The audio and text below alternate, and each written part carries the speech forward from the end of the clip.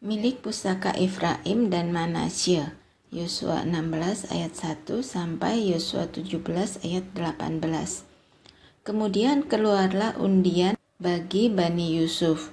Batas mereka mulai dari sungai Yordan dekat Yeriko di sebelah timur mata-mata air Yeriko, melalui padang gurun yang naik dari Yeriko ke pegunungan ke Betel. Keluar dari Betel menuju ke Luz, terus ke daerah orang Arki ke Atarot, turun ke barat ke daerah orang Yaflet, sampai daerah Bet Horon, hilir dan selanjutnya sampai Geser dan berakhir di laut. Demikianlah Bani Yusuf, yakni suku Manasye dan suku Efraim, menerima milik pusaka.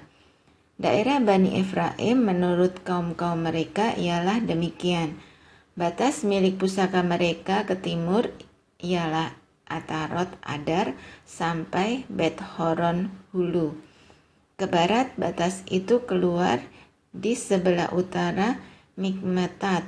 Kemudian batas itu membelok ke timur ke Ta'anat Silo, dan dari sana terus sampai ke sebelah timur Yanoah. Turun dari Yanoah ke Atarot dan Naharat, menyinggung daerah Yeriko dan keluar ke sungai Yordan.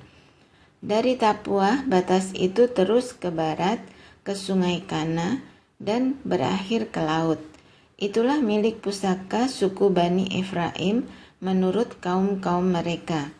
Selanjutnya bagi Bani Efraim ditentukan kota-kota terpisah di tengah-tengah milik pusaka Bani Manasye, segala kota itu dengan desa-desanya. Tetapi orang Kanaan yang diam di Geser tidaklah dihalau mereka.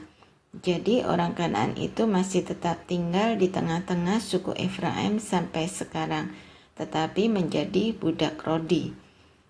Bagian undian yang ditentukan bagi suku Manasye, sebab dialah anak sulung Yusuf, ialah demikian.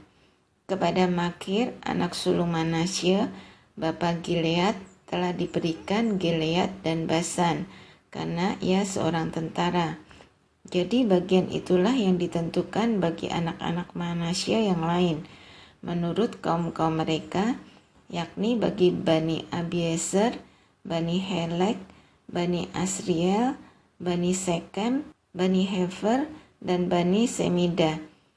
Itulah keturunan yang laki-laki dari Manasye bin Yusuf menurut kaum-kaum mereka. Tetapi Selafehat bin Hefer bin Gilead bin Makir bin Manasye tidak mempunyai anak laki-laki, tetapi hanya anak perempuan. Inilah nama anak-anaknya itu: Mahlah, Noah, Hokla, Milka, dan Tirsa. Mereka datang menghadap Imam Eleazar dan menghadap Yosua bin Nun serta para pimpinan dan berkata, Tuhan telah memerintahkan kepada Musa untuk memberikan milik pusaka kepada kami di tengah-tengah saudara-saudara kami.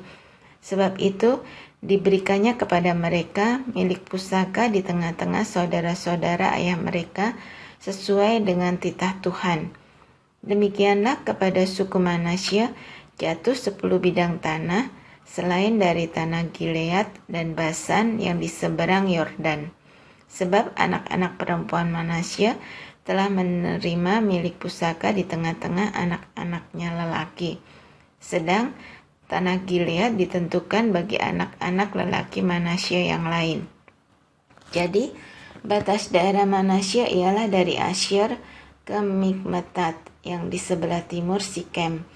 Kemudian batas itu terus ke selatan ke daerah penduduk En Tapua.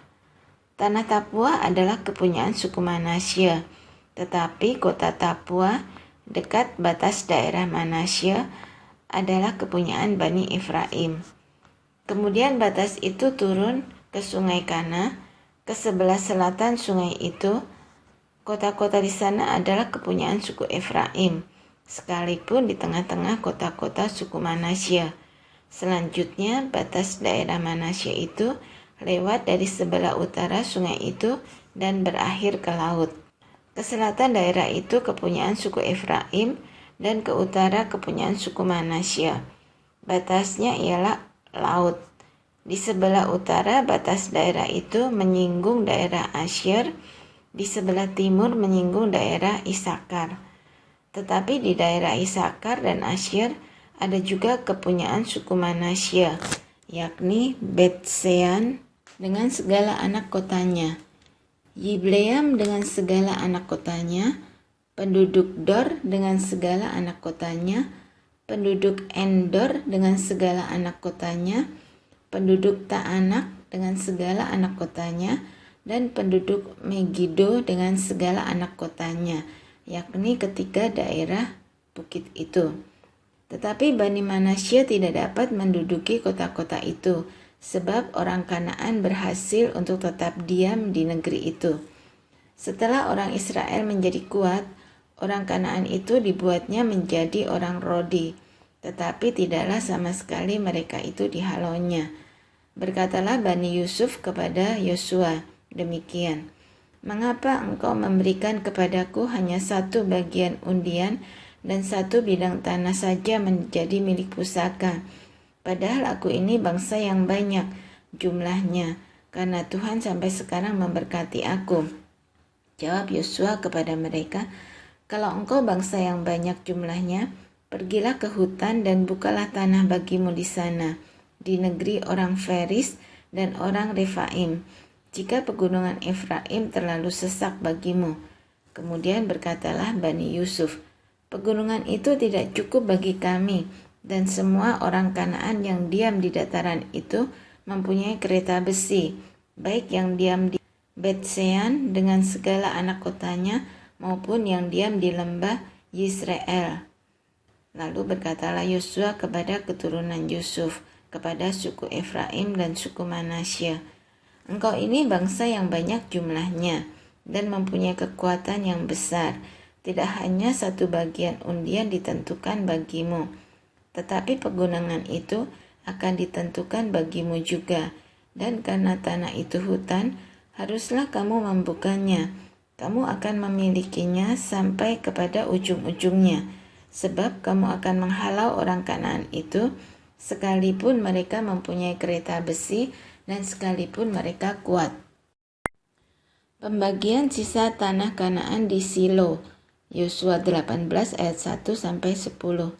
Maka berkumpullah segenap umat Israel di Silo, lalu mereka menempatkan kemah pertemuan di sana, karena negeri itu telah takluk kepada mereka.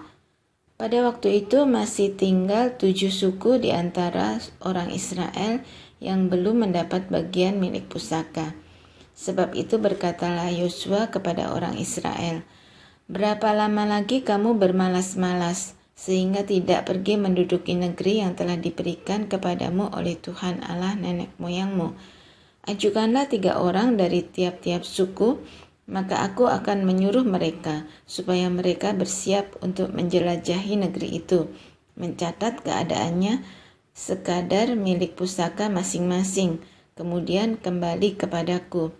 Sesudah itu mereka akan membaginya di antara mereka menjadi 7 bagian. Suku Yehuda akan tetap tinggal dalam daerahnya di sebelah selatan, dan keturunan Yusuf akan tetap tinggal dalam daerahnya di sebelah utara. Kamu catat keadaan negeri itu dalam 7 bagian, dan kamu bawa kemari kepadaku. Lalu aku akan membuang undi di sini bagi kamu di hadapan Tuhan Allah kita. Sebab orang Lewi tidak mendapat bagian di tengah-tengah kamu, karena jabatan sebagai imam Tuhan ialah milik pusaka mereka. Sedang suku Gad, suku Ruben, dan suku Manasye yang setengah itu telah menerima milik pusaka di sebelah timur sungai Yordan, yang diberikan kepada mereka oleh Musa hamba Tuhan. Kemudian bersiaplah orang-orang itu lalu pergi, sedang Yosua memerintahkan kepada mereka pada waktu mereka berangkat, supaya mereka mencatat keadaan negeri itu. Katanya, "Pergilah, jelajahilah negeri itu, catatkanlah keadaannya, kemudian kembalilah kepadaku. Maka di sini di Silo, aku akan membuang undi bagi kamu di hadapan Tuhan." Orang-orang itu pergi dan berjalan melalui negeri itu. Mereka mencatat keadaannya dalam suatu daftar, kota demi kota, dalam 7 bagian. Lalu kembali kepada Yosua ke tempat perkemahan di Silo. Lalu Yosua membuang undi bagi mereka di Silo di hadapan Tuhan, dan di sanalah Yosua membagikan negeri itu kepada orang Israel sesuai dengan pembagian mereka. Milik pusaka suku Benyamin, Yosua 18 ayat 11 sampai 28. Maka keluarlah undian suku Bani Benyamin menurut kaum-kaum mereka, dan daerah yang diundikan kepada mereka terdapat antara daerah Bani Yehuda dan daerah Bani Yusuf. Batas pada sisi utara bagi mereka mulai dari sungai Yordan, kemudian batas itu naik ke lereng gunung di sebelah utara Yeriko, naik ke barat ke pegunungan, dan menuju ke padang gurun Bet Awen. Dari sana batas itu terus ke Luz, ke selatan, ke arah lereng gunung dekat Luz. Itulah Betel. Kemudian batas itu turun ke Atarot, Adar, di pegunungan yang di sebelah selatan Bet Horon Hilir. Kemudian batas itu melengkung lalu membelok dari pegunungan yang di seberang Bet Horon di sebelah selatan menuju ke sisi barat daya dan berakhir di Kiryat Baal. Itulah Kiryat Yearim, suatu kota Bani Yehuda. Itulah sisi barat. Sisi selatan mulai dari ujung Kiryat Yearim, kemudian batas itu menuju ke barat dan menuju pula ke mata air Meneftoah. Selanjutnya, batas itu turun ke ujung pegunungan yang di tentangan Lebak Ben Hinnom di sebelah utara lembah orang Refaim. Kemudian turun ke Lebak Hinnom sepanjang lereng Gunung Yebus ke selatan, kemudian turun ke En Rogel. Kemudian melengkung ke utara, menuju ke En Semes dan menuju pula ke Gelilot di seberang pendakian Adumim. Turun ke Batu Bohan bin Ruben, terus ke lereng gunung di seberang Bet Araba ke utara dan turun ke Araba Yordan. Kemudian batas itu terus ke lereng gunung dekat Bet Hogla ke utara, dan batas itu berakhir ke teluk utara Laut Asin, ke muara sungai Yordan di sebelah selatan. Itulah batas selatan. Sungai Yordan ialah batasnya pada sisi timur. Itulah milik pusaka Bani Benyamin dengan batas-batasnya ke segala penjuru menurut kaum-kaum mereka.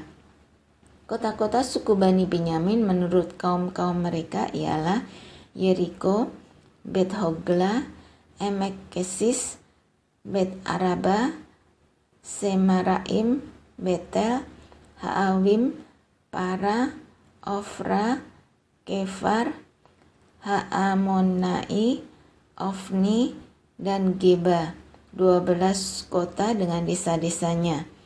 Gibeon, Rama, Beerot, Mispa, Kefira, Mosa, Rekem, Yirpeel, Tarala, Sela, Elef, dan Yebus ialah Yerusalem, Gibeat, dan Kiryat, 14 kota dengan desa-desanya. Itulah milik pusaka Bani Benyamin menurut kaum-kaum mereka.